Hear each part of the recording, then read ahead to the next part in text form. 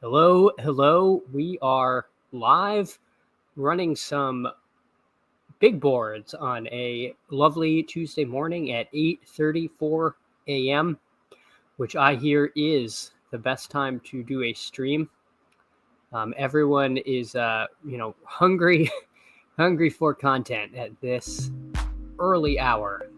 But if you are here, you would like to join, we are waiting for 4.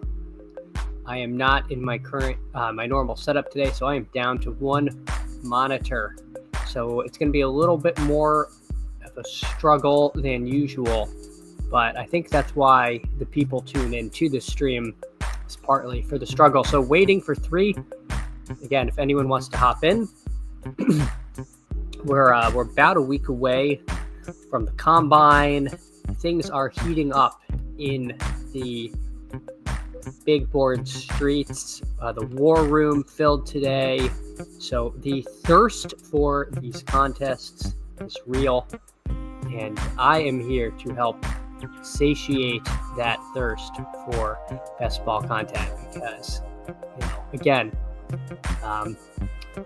we're all in this fight together to make sure that the football season truly never ends. We are keeping the lights on and keeping the content fires burning. And here we go. Still waiting for 3. Haven't seen.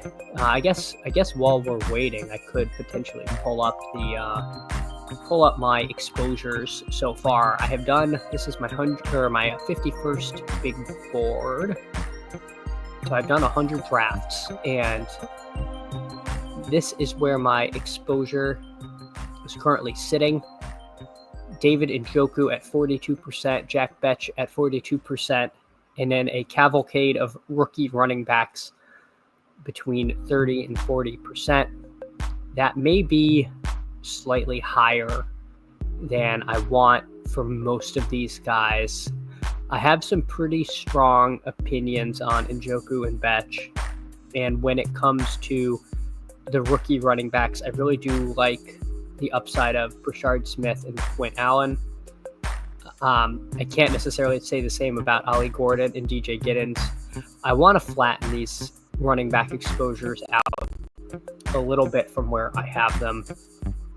I find myself tending to build with somewhere between 3 and 5, more veteran running backs or higher prospect rookies like Hampton or Khalil.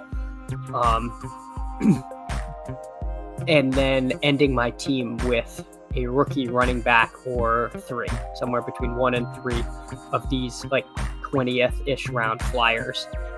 And I do want this to be a little more evened out. I don't have as much, say, RJ Harvey or Jordan James as I should compared to Bashal Tutin, Quint Allen, Brashard Smith.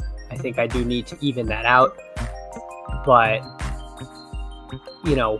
it does goes to show that it's easy to end up in these comfy clicks and sort of take the same players repeatedly.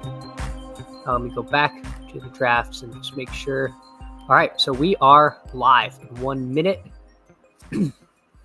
Let's see. We'll go to the draft. We have the 9-hole, and I don't recognize offhand these names. Only a couple of no Badgers here.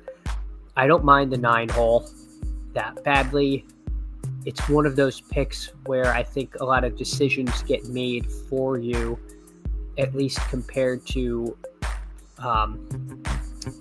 the few picks before it. So I think by the time you get to 9, you're really choosing between Amon-Ra, BTJ, and Neighbors.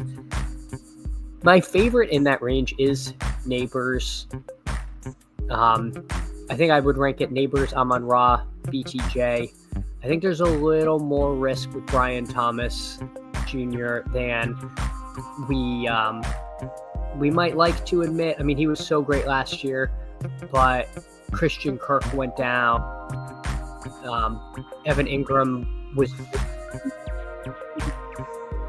game in town, and it remains to be seen with when Trevor Lawrence is back next year if he's going to hyper target Thomas the way he was getting targets at the end of last season.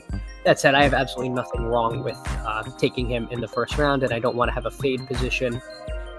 But I think Neighbors is more likely to surpass him. He is just such a volume monster. He's been so good. He even missed a couple games and still was breaking rookie records. So I think Neighbors in an improving Giants offense is a little more appealing than BTJ. And again, when it comes to Amon-Ra, there's a certain amount of risk with the new OC. Jameson Williams is ascendant. There's just a lot of competition there in Detroit, which is a little concerning. So if I had to pick between them, I think Neighbors is who I would take. I have been trying to keep a even keel of exposures in the first round. So I'll see if I stick with that, or if I do kind of go with my gut and take Neighbors there. If Nico Collins falls, he's another great pick. Another campaign that got a little bit derailed by injury. It's possible Puka falls because of the FUD on Matt Stafford. If Matt Stafford leaves, there's definitely a little more quarterback risk to Puka. That said, he's been so good. It would be really hard to not take him there. So I will take the falling value on Puka. That's a fine way to start a draft, especially at 9, and hopefully end up with a pairing that might be hard to get. Although the second round, it is an interesting range where you have A-Chain, who did not look great towards the end of last year, really just proved that he could not be that volume guy. He's definitely more of an efficiency guy and really fell off when he was asked to handle a bigger part of the load. You have Derrick Henry, another year older, who seemed like every game it was like, oh, Derrick Henry's not going to get there. And then, with 6 minutes left in the fourth quarter, would break off a 60-yard run and get in for a 1-yard touchdown. And you'd be like, okay, great. He has another 28 fantasy point game when you were watching the game, and he just didn't look great for big chunks of it. I'm not fading Henry because, the goal line back role in Baltimore is an amazing role, and Henry's more than just a goal line back, obviously. Split carries a little more than you might expect with Justice Hill, but I think that was smart kind of load management from Henry. It kept him fresh enough to still have some juice, but also but he also got enough work to be valuable there. Let's see what happens here with Bula K77. I am tempted by basically everybody here that I have up. So AJ Brown goes. I might take somebody that I have been fading all year, and that's Brock Bowers. I think I told myself I'll start taking him at 16 because I had been fading him because I don't like the 2v2s you get with Bowers compared to Bowers and in a wide receiver in the 30s or in the 60s if you take McBride or Laporta respectively.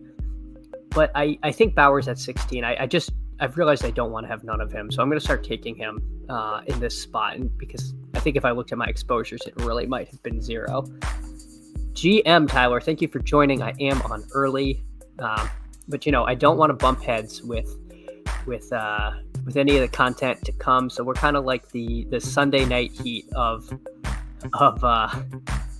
streaming big boards. So, if you are here, you are one of the true diehard enjoyers of fantasy content. So thank you for stopping by. Keep the chief GM welcome. So I said earlier, I'm down to one monitor, so I might be slightly slower on the uptake of the comments, but I will do my best. So after Bowers, Henry, Gene T, Jonathan Taylor go, and then 3 receivers and Lad McConkey. Terry McLaurin at 21 is so early. That is interesting. Jefferson, McLaurin. He probably could have gotten McLaurin at 28, but maybe not. I guess I thought McLaurin had slipped closer to 30, but 21 was very early for Terry McLaurin there. Tyreek Hill goes at 22, Bucky Irving at 23. So nothing too out of the ordinary so far other than the early McLaurin drafting. I think for my team, I haven't been in this spot too much where I have started with a tight end. Around pick 33, you still have some pretty strong wide receivers you can take with DJ Moore, Mike Evans, Marvin Harrison. So I will likely be taking a wide receiver with my third pick here. Garrett Wilson at 26. He seems like he's been a little bit of a riser. I think he was closer to 30 earlier in these, and I agree with that rise.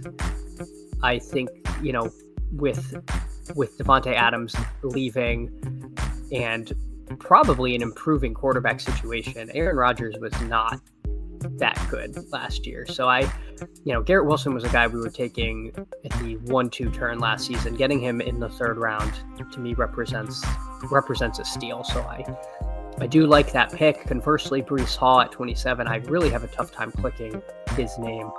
He did not show the ability to be a bell cow. And with the, and the Jets clearly didn't believe it either, taking two running backs last season. It's tough for me to click Breece Hall's name. Bride goes 28, Kyron at 29, Josh Allen, the first quarterback off the board at 30. Nothing too out of the ordinary there. JSN at 31. Kind of where he goes. I've had some discussion about the JSN pick. I am on the clock. So ADP says Lamar. My ranks have Worthy.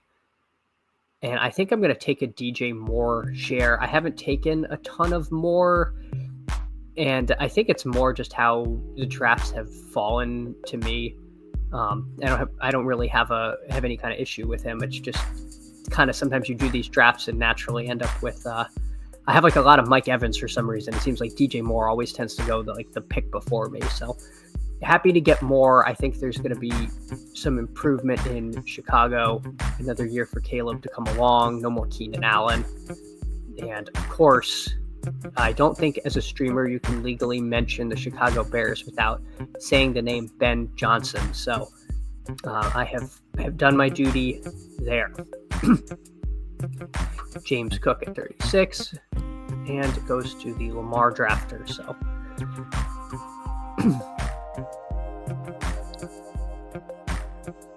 we are coming up. Devontae Smith goes. And let's see what a true piss boy in front of me takes. Xavier Worthy. So now my question is, do I take an elite quarterback or do I take another wide receiver? I don't have a ton of Jaden Daniels, and that's doesn't feel great. I'm going to take Daniels here. I immediately kind of regret that click. If I'm going to be candid with you guys, I barely have any Brock Bowers, and I barely have any Jaden Daniels, and now I've kind of stacked them on the same team. And I don't really like doing that because this team now feels kind of like the weirdo, well, if I'm wrong about everything team. I tend to, if I'm taking players I haven't taken, I don't want the rest of the build to be really weird too. So I kind of wish I had taken just Jameson Williams there.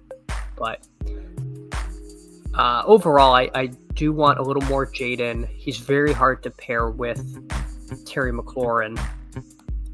So, but these quarterbacks with rushing upside, you taking them naked does make a little bit more sense than when you take the naked pocket passer. So don't mind him there kind of in a vacuum, but I do mind him, I think, with the way I went early tight end. I'm very behind on running back, and I'm not making up for that with wide receiver. And I am sympathetic to the argument about elite quarterbacks not really separating enough in the playoff rounds. That does seem to be a little bit of a trend.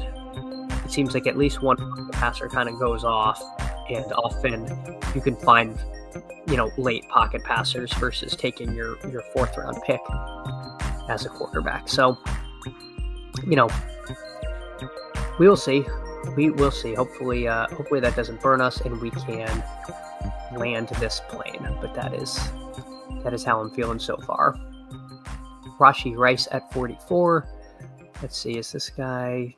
No, not doing anything out of the ordinary. Chuba Hubbard going ahead of Joe Mixon, which is actually how I would have them ranked myself. I think there's a lot more risk to Joe Mixon's workload than Hubbard. They clearly don't like Pierce that much in Houston. I think Houston is a major candidate to add somebody. Mixon just really has no juice. It looked like he had no juice the year before last, and last year he had even less, but he still somehow was getting huge volume. It was trendy last year to kind of like push these dusty running backs, and I think Mixon is a guy who's just gotten even dustier. Rome Odunze goes at 49. DK Metcalf after him, who is apparently a trade candidate, but yeah, we'll see. We'll see. I don't know. I can't imagine Seattle actually moving on from him because it seems like they have a pretty good thing with Metcalf and JSN. Metcalf was weirdly less involved than normal, but I think there was some coach speak talking about them trying to get him more involved than he was. Olave goes at 54. He's someone I have not taken very much of, but I would like to start adding some more Olave because he was a guy I was super high on last year, and then unfortunately his season kind of got derailed by the concussions. So I am coming up. And now, who are we taking? Because I have 3 running backs ranked here at the top. I'm obviously not going to take a quarterback. I guess I'm just going to take Kamara. He started feeling, even before he got hurt, like he was running out of gas a little bit. But that whole team completely ran out of gas. I think they extended him last year, so I think they're pretty committed to Kamara. I don't think Kendre Miller is actually a thing. I think he's like a bit of a meme at this point. So, the Saints cap situation is such that it's not like they can add a whole lot of players for competition for Kamara. So I will take him there. I would love to pair him with Caleb Johnson. I think if I get Caleb, I'll be feeling better about this team. And if not, then I'll probably take Travion Henderson. Okay, so we're going to take Caleb Johnson. I think this is like a pretty complimentary running back room. We have a really dusty guy, and then a player who the steam seems to suggest Caleb's going in the first round. If he doesn't, he'll probably still have a role from day one because he is likely to be a second round pick. But if he goes late in the first round, that could end up being a pretty good landing spot for him. So we will start with Jaden Daniels, Alvin Kamara, Caleb Johnson, Puka Nacua, and DJ Moore. Jerry Jeudy goes next. Jerry Jeudy, I've clicked on a few times and never felt particularly good about it. Seems like he is definitely a candidate to kind of regress a little bit. Don't know who the quarterback in Cleveland will be, but in my view, Jeudy had his career year last year, and we're really buying the top of him there at 65. But, not necessarily a bad click. I mean, I might be sticking to my priors too much with my dislike of Jerry Jeudy.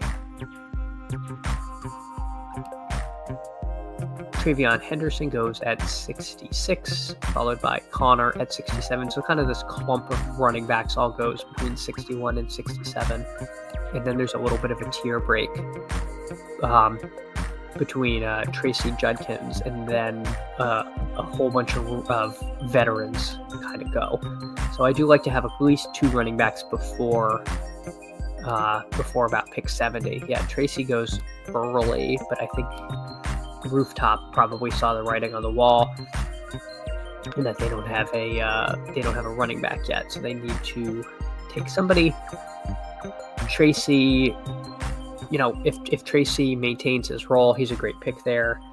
They did not invest a lot of draft capital in Tracy, so it's always hard to tell how committed they are to him. He was pretty good, other than some fumbling issues, which feels like something that one could fix. Jaden Reed goes at 70, followed by Ridley at 71. I would love to get Juwan Jennings, but I don't think there's any way he'll be there at 80 when I pick, or 81 when I pick. There was a time when he might have, but I don't think that time is anymore. All right. Luther Burden III goes. He's someone that I have more of than I really thought I did when I checked my exposures. I'm worried he's a little more gadgety than I thought he was.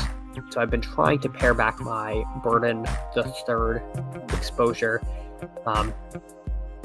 But these rookies, you never know how they're going to end up used in the NFL, and if they get the draft capital in the landing spot,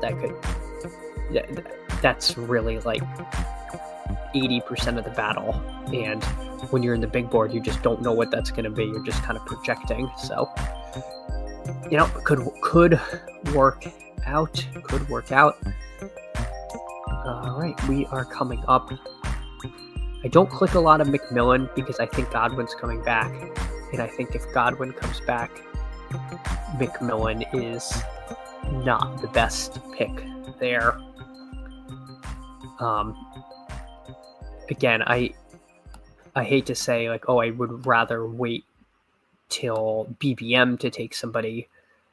But I think in that case, the bet I'm making is that Godwin is back and McMillan's going to be going in the 90s in BBM, because I don't think his role can support that ADP personally.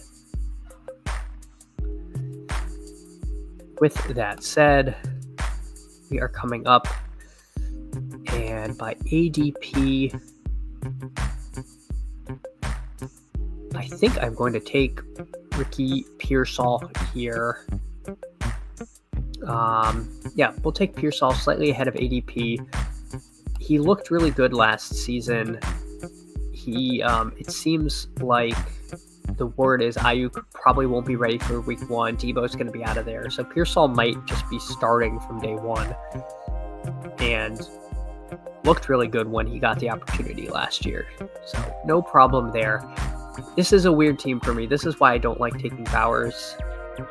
and an elite QB. This is why this to me was a misstep. I don't like Ricky Pearsall as my wide receiver 3.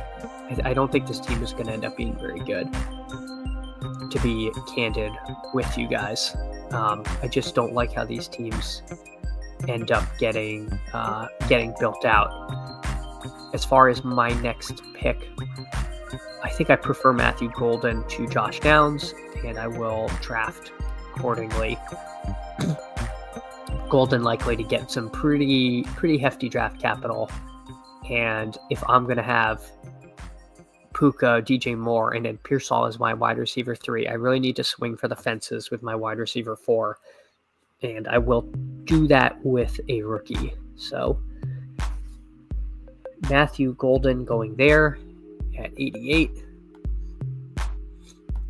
And now, in addition to being down to one monitor, I also have Mush Mush, the cat, has decided to sit on me while I do this. So apologies if you hear anything. It is likely to be the foster cat.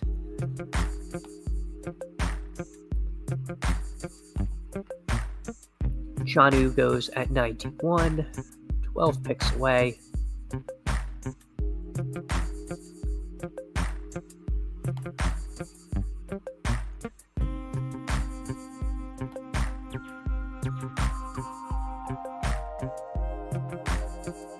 Kyler at 93 is a little early, but I would bet this guy has Trey McBride. All right, and he does. So a little early for Kyler. I guess not that early. I thought he was in the hundreds. That makes a certain amount of sense. Cooper Kupp goes at 94. That seems early for Kupp, but again, that's I guess where he is going. He's a bit of a mystery box now with oh my gosh, the cat is rubbing on the microphone. I don't know what that sounded like to you all, but hopefully not too bad. Brock Purdy at 95. I would have had some interest there. When you take a elite QB, you've really got to be confident in that pick and kind of push your other quarterbacks later. At least that's what it feels like. But it can be so tempting to take that stack when that draft capital probably would be better served with a position player. That said, if Caleb falls to me at 105, I think I got to take him and pair him with Moore. And then at that point, I would have to consider stopping taking quarterbacks at 2, even though in the big board I tend to like to take 3 for a few reasons. The bye week bros like the 3 quarterbacks because you're less likely to just eat a 0, which did happen a lot to me last year. I had a lot of Bo Nix and Daniel's teams, and they both had week 14 buys. So I found myself taking some 0s in the week before the playoffs, which likely cost, a couple teams advancing. This can also happen in BBM when you make teams before the schedule release. You do run that risk. But coming up on our pick, Caleb is still here. David Njoku's my favorite player. And the running backs get pretty dusty at this point. I'll queue up Bateman because I think I need a 5th receiver more than I need the 3rd running back. So Sharps goes. And let's see what happens here. This is interesting. If March, I don't know why March would take Caleb. That pick would not make any sense for him, but he also took a naked Goff. So this guy might, if he's autoing, he's going to take Caleb, which would be a little unfortunate. No, he takes Jordan Love. All right, so you know what? We'll take Caleb. We'll take Caleb here. Take the ADP value. Might live to regret that. Might really have to stop at might really have to stop at 2 quarterbacks in this team to catch up everywhere else. But haven't really been able to stack Caleb with DJ Moore that often. So we will see who we get at 112. I probably should take Njoku out of the queue. I think as much as I like him, okay, he gets taken anyway. I think I need to add either a running back or one of these receivers here. I cannot afford to deviate from these position players, I don't think. I have barely taken Brian Robinson Jr., and I guess I will not get him yet again. I think I have a pretty strong preference for getting Najee here versus Mims, and we do not get Najee. So I will take Mims here. Mims as your 5th receiver feels pretty bad. Yeah, I really just don't like how I built this team. I probably shouldn't have taken Caleb. And yeah, this team is this team feels like a little bit of a dog to advance. I'm sorry, Mush Mush. That's just the term. Sorry, I've got a cat on my lap, and I said dog, and now he's, not thrilled. Not thrilled with me. But that's, when you're streaming, you have to know your audience. And currently, my audience is a foster cat, an orange and white foster cat named Mush Mush, and that's okay. That's okay, because he is enjoying the stream, and I am enjoying streaming. So all is well. All is well. Keon Coleman goes at 114. He was a guy who I took a ton of last season and was a bitter disappointment. But there's always the possibility of a year 2 breakout. But man, he was not great. And I think it's very telling when it was 3rd and 10 with the game on the line. They threw a screen pass to, 85-year-old Amari Cooper and not to their rookie with first-round draft capital. I think that said a lot about what they think of Keon Coleman. That in the biggest moment, they just didn't go to him.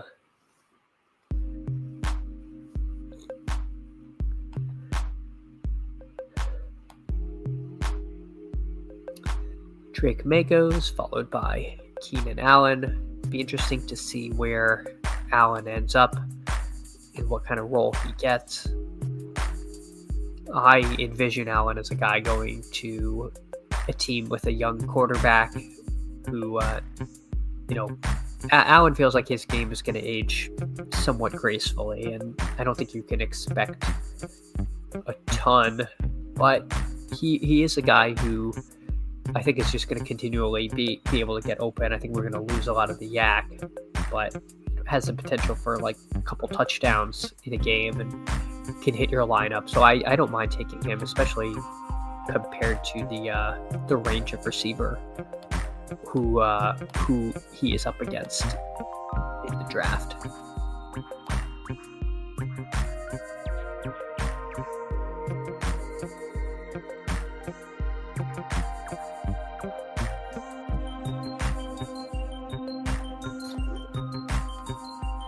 Xavier Legette goes at 122.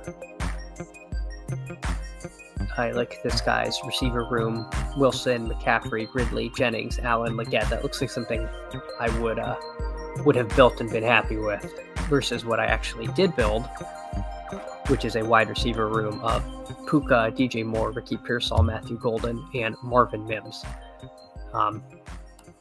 Once again, have to confess, not my favorite team I've ever built here. But you know what? We soldier on. It'll be a good part of the portfolio because it is not like any of the other teams I've built. CJ Stroud goes at 126. Cam Scatterbo is falling. I think I would take Scatterbo or Neal. And if I don't get either, I am going to be disappointed. And probably do something like take another dusty running back, or a dusty receiver like Christian Kirk. All right, so I will get one of Scatterbo or Neal, which is good. Scatterbo goes, so I will take Devin Neal. That is fine. Running back room of Kamara, Caleb Johnson, and Devin Neal.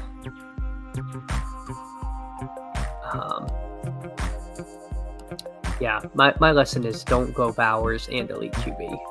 I'm just not feeling good about my running backs or my wide receivers here.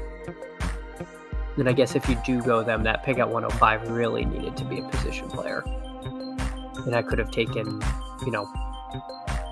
Penix to Bryce Young. How much of a difference is that going to be from Caleb? Probably not that big. Probably not that big, right? And if week 17 is all that matters, all those guys got to be a coin flip versus Caleb of who's going to be the bigger producer that week.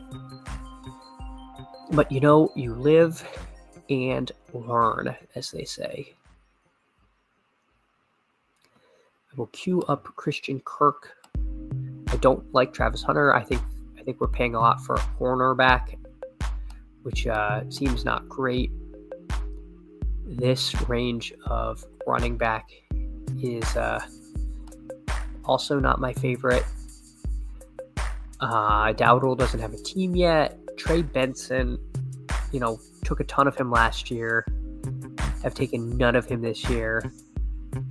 Rashard White, I think he's basically lost his job, and he's at risk for going straight to zero. I just can't pick Rashard White, ahead of virtually anyone with a pulse this year. That just doesn't seem good. Christian Kirk goes. So I am going to take a boring Jerome Ford, hope he's on the field week 1 kind of player, especially when my next 2 running backs after Kamara are rookies. I want to make sure I'm getting some early season production, and I think we're likely to get that from Ford. So, not every pick is going to be a home run hitter, but hopefully Ford is not too bad.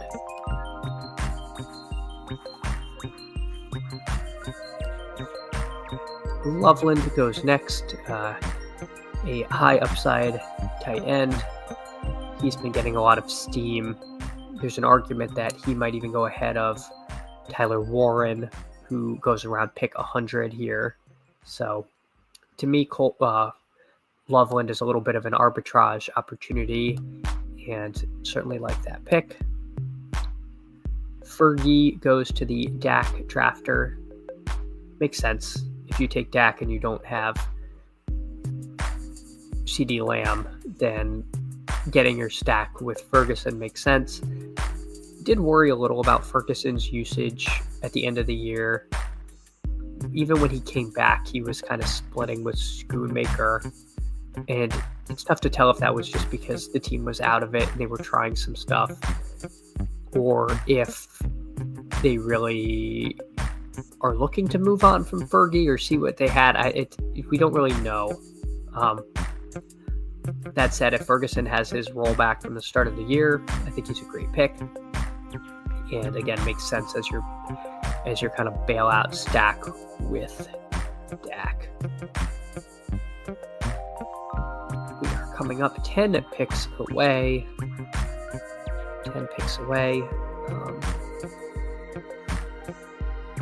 Thinking about what we need, probably a 6th wide receiver makes sense for this team.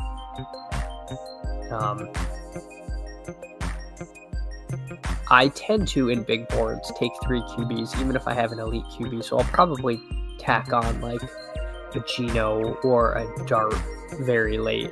But if I don't get that, then that's fine. Or a Matt Stafford, and hope that he's not actually leaving the Rams. Getting a lot of mixed signal as far as whether he's going to come back or not. He's flirted with retirement for a while. I don't think he'd retire. Personally, I don't really understand why he would leave the Rams, because it doesn't sound like any of the potential places he'd go are even close to like contending for a Super Bowl, when the Rams were a play away from advancing in the playoffs this last year. They're not like super far off, and their offense is great. Obviously, a lot of that has to do with Stafford, but with Puka, even if Kupp leaves, they're going to bring somebody else in. Kupp wasn't exactly lighting the world on fire, so we will see. I would love Sampson if he is available. I don't want any more Ollie Gordon because I have so much Ollie Gordon. It's not good. I need to stop. But I would take Dylan Sampson here as another rookie swing. I don't have a lot of Jalen Coker. Interested potentially in him there. I've been talked into. Okay, so Coker goes anyway. I'll take Sampson. Did Coker go to the? No, didn't go to the Bryce Young guy. That's okay. I worry about Coker because he is a UDFA that the Panthers could easily move on from him, in that he doesn't actually have a very secure role. But if he is the slot receiver in Carolina, that is a valuable position, as we saw. So I want to start taking a little more Coker than I have been taking. So Ollie Gordon goes, which is good because I just simply need to stop taking him. The Jordan Whittington price is really out of control, considering there's a good chance that the Rams bring somebody else in. People like to do the thing where a receiver leaves and they bump everyone up.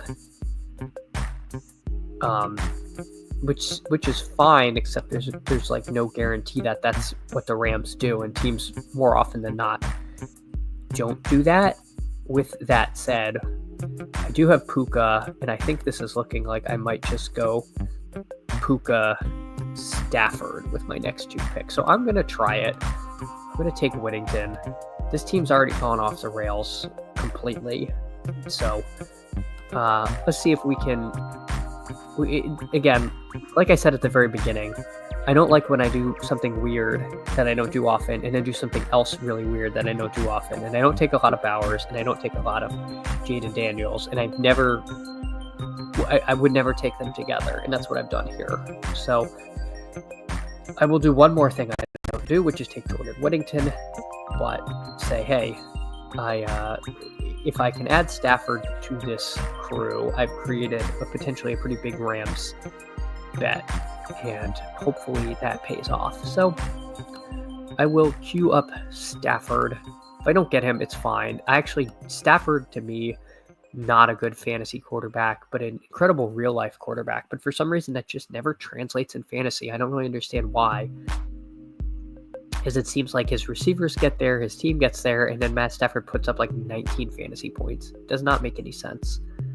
But, that's the way she goes. That's the way she goes.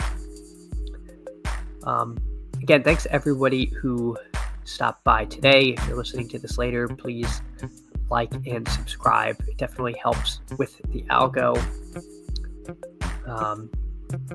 Yep, I have learned that if I stream only on my laptop and share this screen, it is really small for you guys.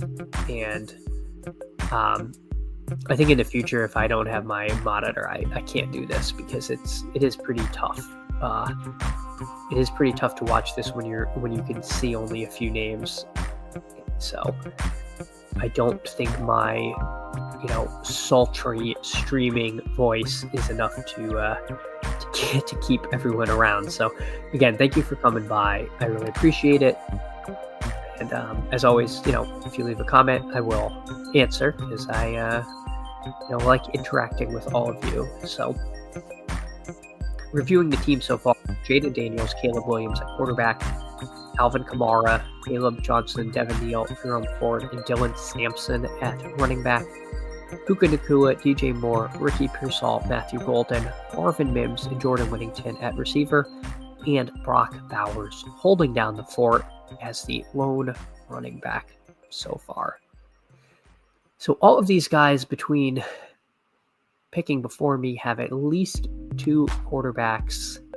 So hopefully neither of them feel the burning desire to add a third. At this point, humble legend, come on, you need, if you take anyone, you should take Gino, because you have JSN.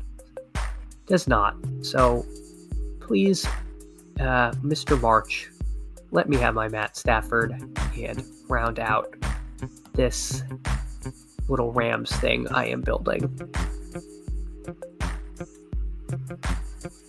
But we will see. We wait for the countdown. He takes the rookie in Higgins, so I will add Matthew Stafford to have a pretty strong quarterback room, stronger than I normally build. I can feel myself anamorphing into hit him with the gritty with this elite quarterback build that I am putting together here. But now I can be done at quarterback and try to finish up. If I can get Jack Besh, I will consider this draft salvaged. These guys all have at least 6 receivers, probably. Gotta think some of them are thinking of adding some other positions. Again, we will see. If I don't get Besh, I will never take Yoshi Voss. Yoshi Voss stinks. Zero interest in that. I would probably just start. I'd probably add a Cole Kmet, to be honest, to pair with Caleb. Kmet might even make more sense than Besh, who I have a lot of shares of already. I'm in a little bit of a quandary. Cole Kmet goes, so the quandary is over. Zach Ertz, of course, makes sense because I have Jaden Daniels, but Zach Ertz has a certain amount of dust risk. I'm just going to take Betch here because I want to treat myself to something nice in this world, and I think Betch. I think it sounds like he might really go in the second round, and if that happens, then what are we doing taking him this late? He was the talk of the Senior Bowl. I think the steam is real. He was a 20th round pick, and now he's, I'm taking him into 16th. So that's a pretty big rise. But I think what gets lost in these drafts is there's virtually no difference between your 16th round pick and your 20th round pick. In fact, if you start taking guys who go in the 20th between 16 and 20, you're not sacrificing a lot of projection, but you are getting different builds than a lot of people are who just, have guys they take into 16th, have guys they take into 17th, etc. But are we really that good at projecting the difference between, say DJ Giddens and Woody Marks and Damian Martinez and Brashard Smith? Like, no. So, if you end your draft taking Brashard Smith, Keyshawn Boutte, Arroyo, and Jordan James as your 17th, 18th, 19th, 20th picks, most teams aren't going to have those 4 guys because they're going to be taking other people. But if those 4 guys are all good, you're going to have a kind of unique pairing at the end of your draft. So that is all to say to just keep in mind that we're not, falling ADP value late in drafts is actually not really worth a whole heck of a lot. Wow, the wide receivers got really thin in this draft. Holy moly. That is kind of crazy, actually. I missed that. This is what happens when you draft on a tiny monitor. Somehow tight end got mega thin on me. But you know what? We have Brock Bowers. So we are chilling. We are chilling. I will add a Tyler Higbee so that I have at least one of my tight ends stacked. Not that stacking tight end is any great, any great necessity to do that. But I will take that. Sorry, I was trying to see what happened at. I still don't understand how all these tight ends are gone. But let's take Higbee. Make sure we get at least another tight end into this room. All right.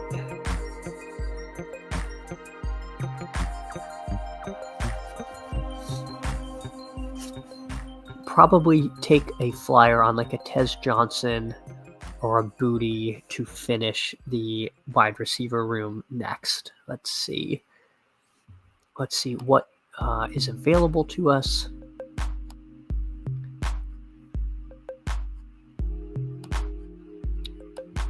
Troy Franklin goes. Not to the Bo Nix drafter. So James goes. I was hoping to add a little of him, but you know what? This draft is so off the rails that it is fine. We will add a 158-pound wide receiver to this room because when your third wide receiver is Ricky Pearsall, the best thing you can do is just take guys who are really small and may never see an NFL field. But Tez Johnson, if he does get on the field, he certainly is an electric player who is extremely fast, and the lazy comp of Tank Dell is obviously easy to make, but you get one team that believes in him and believes in the talent, and we could be off to the races. So Keyshawn Booty goes right after Tez. Did he go to... Nope, he did not go to the Drake May drafter. These streets are not about the... These streets are not about the stay in your lane life. The big board is about every man for himself. It is like the Fury Road of drafts. L. Lachey. My God, I don't know who Luke Lachey is. I've never heard of Luke Lachey. But he goes as the fourth tight end to this team. My God. Trailer Park Bob with a team that makes me feel good about my team. So Trailer Park Bob, thank you. Thank you. I will see you at the bottom of this field. You can finish 12th. I will finish 11th. Yeah.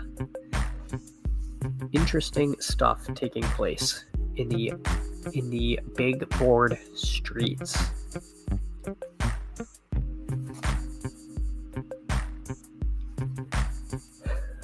Robinson goes. De'Ami Brown. Bunch of names from last season. De'Ami Brown, who I guess I can never say anything bad about because he was on my BR winning team.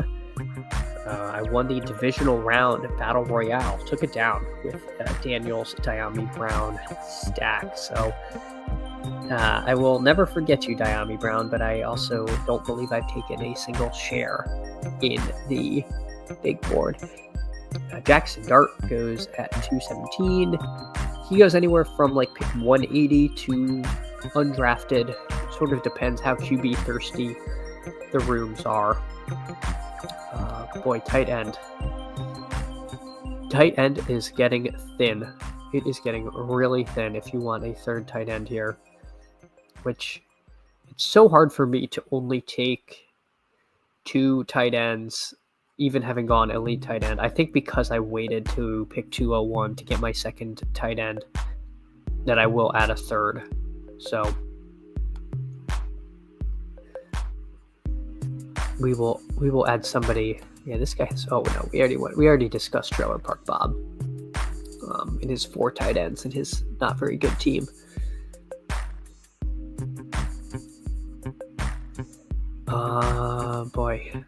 Let's look at running back. I think I might just take LeQuint Allen.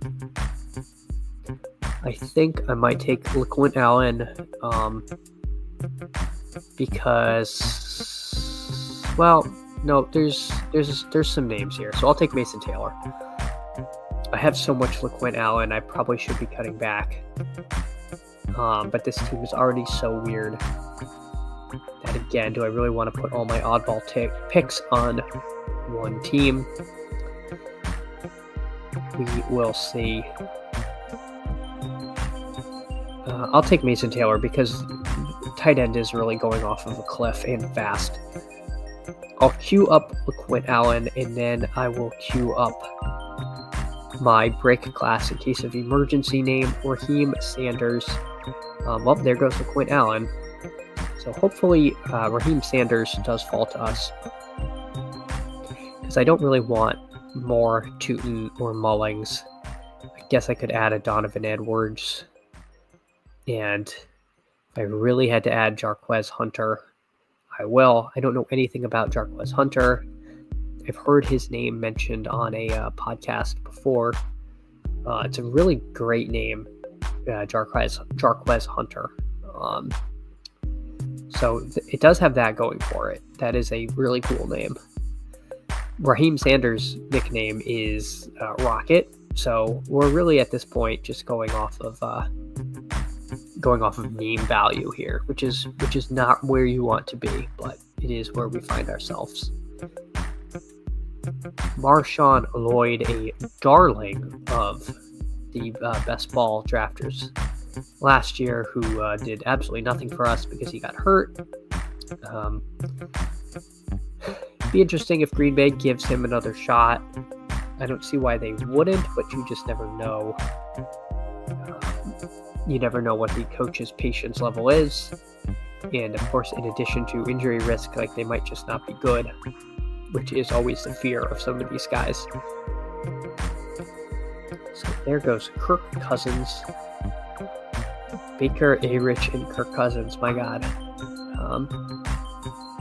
That is quite the QB room.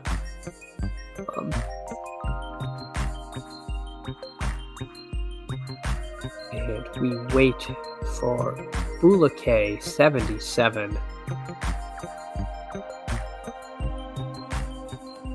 Takes Travis Etienne's little brother.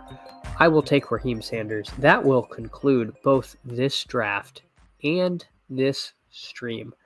So we took Jaden Daniels, Caleb Williams, and Matt Stafford at quarterback, Alvin Kamara, Caleb Johnson, Devin Neal, Jerome Ford, Dylan Sampson, and Raheem Sanders at running back. A weird running back room, not my favorite, surpassed only by this weird wide receiver room of Puka Nacua, DJ Moore, Ricky Pearsall, Matthew Golden, Marvin Mims, Jordan Whittington, Jack Besh, and Tez Johnson, with tight ends of Brock Bowers, Tyler Higbee, and Mason Taylor. So again, everybody, thank you so much for stopping by on this Tuesday morning. Truly do appreciate it. Appreciate all the support and the comments. And yep, everyone take care. Hope to draft with you all soon. Bye.